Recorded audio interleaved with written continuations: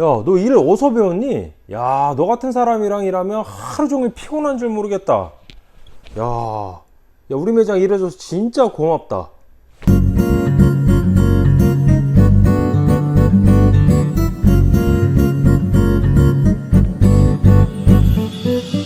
안녕하십니까. 반갑습니다. 규현TV 황 대표입니다.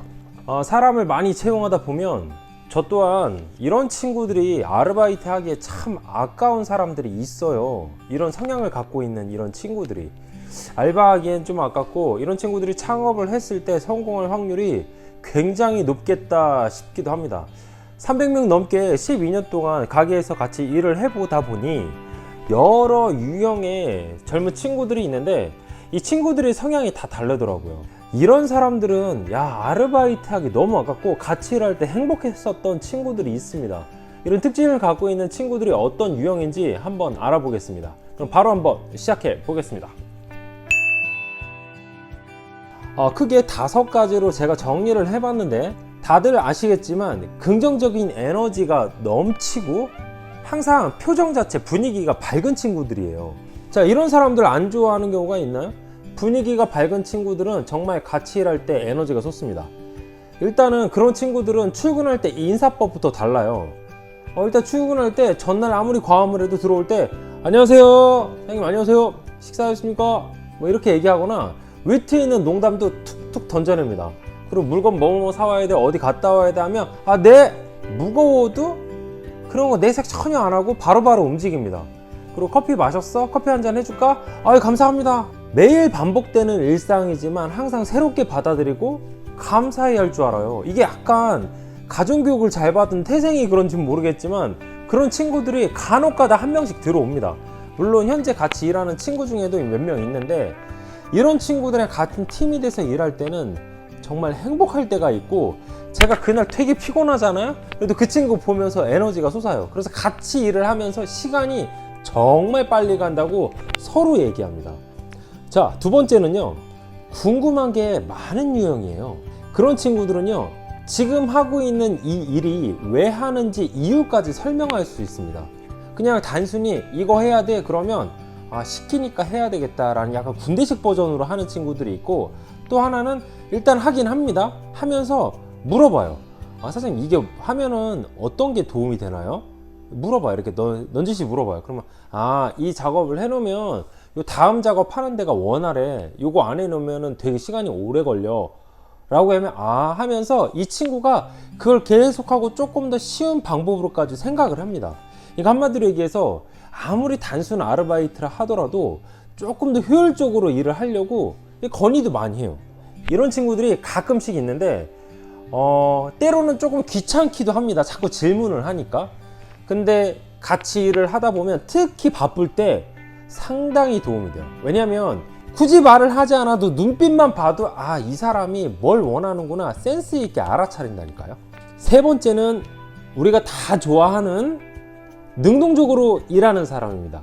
하나를 시켜놓으면 둘, 셋을 해치우는 사람인데, 자, 이런 유형들은 좀 있어요. 이런 유형들은 간혹 있는 게 아니라 좀 퍼센티지가 좀 높은데, 하나를 딱 시켜놓으면 그것만 딱 하고 오는 친구들이 있습니다. 근데 조금 이런 방면으로 일머리가 탁 친 친구들은 하나를 시켜놓으면 그걸 하긴 하는데, 옆에 거를 안 해놓으면 또 해야 된다는 생각이 있기 때문에 옆에 걸 같이 해버립니다. 그냥. 그러니까 안 이뻐할 수가 없어요. 그리고 이런 친구들이 창업을 하면 잘 되겠죠. 왜냐? 수동적인 친구들이 어느 날 자기 가게를 오픈한다고 될 것 같죠? 안 돼요. 그 버릇이 잘 안 고쳐집니다. 근데 능동적인 친구들이 아르바이트 때부터 하나를 해놓으면 옆에 것까지 그냥 보이니까 해버리자 해서 싹 치워버린 친구들은 뭘 해도 잘 하더라고요. 제가 정말 저희 가게에서 알바 하다가 오픈한 친구들도 몇 명 있지만, 그런 친구들은 대체적으로 안 망하고 잘 하고 있다는 걸 제가 알 수 있습니다. 그리고 네 번째는요, 회사 물품도 아까워할 줄 아는 그런 친구들이에요. 한마디로 포괄적인 사고방식을 가진 친구들인데, 자기 물건만 아끼는 게 아니라 이 공공 물품도 아낄 줄 아는 친구들이에요. 참 이런 거는 제가 볼 때 부자가 될 수 있는 가능성이 있는 친구다라는 생각도 드는 게, 내 물건은 아까워 하거든요. 근데 공공 물건은 막 쓰는 친구들이 있어요. 좀 많아요, 이런 친구들이. 근데 이 공공의 물건까지 같이 아끼는 친구들이 가끔씩 있는데, 그런 친구들을 딱 볼 때마다 어떤 생각이 드냐면 고맙다는 생각이 들어요, 사장 입장에서. 왜냐면 자기 물건은 아끼는데 공공 물건을 막 안 아끼는 친구들, 이게 눈치 빠른 사장들은 다 알아요. 지금 저희 가게도 그런 친구들이 있습니다. 하지만 내색은 안 하지만 그런 친구들은 딱 보면 어떤 생각이 드냐면, 아, 저 친구는 나중에 잘 살겠다, 아, 저 친구는 눈에 보이거나 앞에서만 이렇게 하는구나, 이런 게 느껴져요. 말은 하진 않지만. 그래서 내 것도 아끼고 공공 물건도 아끼는 친구들은 그건 하루아침에 된 건 아닌 것 같습니다. 그 집에서 아마 그렇게 교육을 받았던 모양이에요. 냅킨이라든지 매장 재료들 뭐 이런 것들도 이렇게 막 아끼거든요. 아, 그럴 때 이 사장 입장에서는 고맙고, 야, 저런 친구랑 일 같이 하는 게 참 행복하다, 아, 저런 친구들이 우리 가게 매장 점장 해주면 아, 참 좋겠다, 이런 생각이 안 들 수가 없어요. 마지막 5번째는요, 바로 동료애가 있는 사람들이에요. 이 동료애가 있다는 거, 이게 굉장히 어려운 거거든요. 왜? 더군다나 이 시간제 아르바이트를 하고 3개월, 4개월, 길게는 6개월 뭐 이렇게 계속 바뀌는 과정 속에서 내가 해야 될 거, 동료가 해야 될 거, 난 내 것만 하고 갈 거야, 보통 다 이러잖아요. 개인적으로 아, 내 것만 하고 갈 거야, 너 네 거 힘들어, 그건 네 거잖아, 이런 식으로 탁 나누는 게 아니라, 뭐 옆에 동료가 아파가지고 대타를 뛰면 내 거 약속 취소하고라도 같이 일해주고, 그리고 뭐 내가 뭐 피곤해서 바카스 하나 먹고 싶다 하면 옆에 있는 친구 거까지 같이 하나 사주고, 뭐 이런 친구들이 가끔씩 있습니다. 하나 얻어먹으면 내가 하나 베풀 줄 알고, 내가 월급이 얼마 조금 받지만 조금 받는다고 맨날 얻어먹어야 되나요? 조금 받는, 예를 들면서 아르바이트가 왜 매니저한테만 맨날 얻어먹어야 되죠? 아르바이트도 매니저를 사줄 수도 있는 거예요. 그런 매니저들이 아르바이트한테 안 얻어먹어봤기 때문에 음료수 하나 사주면 굉장히 고마워합니다.